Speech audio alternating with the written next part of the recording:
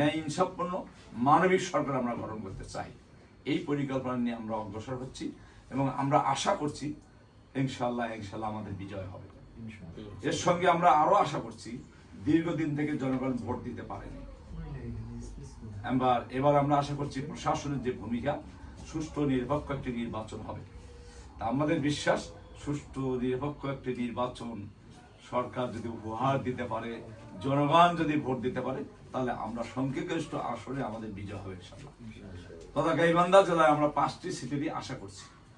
আমি আমার এই সাদলপুর পলাশবাড়ি নির্বাচনে আমার এই সিটে আমি 91 থেকে বিগত 4 বার করেছি, এবার 5বার নির্বাচন করছি।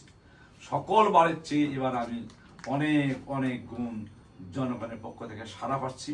এই জন্য আমি আশা করছি এই সিটে আমাদের বিজয় হবে ইনশাআল্লাহ। সব মিলে যে কথাটি, সেটা হলো আমরা আগামী দিন এই দেশে একটি পরিবর্তন ঘটাতে চাই। জনগণ পরিবর্তন দেখতে চায়। 54 বছরের শাসনে জনগণের প্রকৃত কল্যাণ হয়নি। জনগণ কল্যাণ চায়, জনগণ সুষ্ঠু নির্বাচনের মাধ্যমে একটি সুন্দর একটি বিজয় দেখতে চায়। আমরা সেই পথে অগ্রসর হচ্ছি। বিভিন্ন জায়গায় ছোটখাটো কিছু ত্রুটি হচ্ছে, কিছু সমস্যার সৃষ্টি হচ্ছে, এগুলিকে আমরা বড় গুরুত্ব দিচ্ছি না।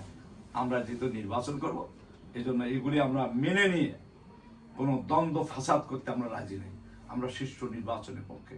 এই জন্য সাংবাদিক ভাই বন্ধুর কাছে, সকলের কাছে আমার আবেদন থাকবে যে আপনারাও এই দেশে একটি সুষ্ঠু নির্বাচন হোক, এই পক্ষে আপনারাও যদি চেষ্টা করেন, তাহলে ছোটখাটো ত্রুটি নিয়ে বড় ধরনের ফিতনা ফাসাদ সৃষ্টি হতে পারে না। আমরা যদি সবাই একান্তভাবে এটি আশা করি। আর সাংবাদিক বন্ধুগণ, বিগত দিনে আপনারা সত্য সংবাদ পরিবেশন করতে পারেননি, যদিও ইচ্ছা ছিল আপনাদের, কিন্তু আপনাদেরকে করতে দেওয়া হয়নি। আমরা এই পরিবেশটি সৃষ্টি করতে চাই, সকল সাংবাদিক বন্ধুরা যেন সত্যিকার ভাবে সাংবাদিকতার পেশা যেটা, সেটা যেন সেই দায়িত্ব পালন করতে পারে।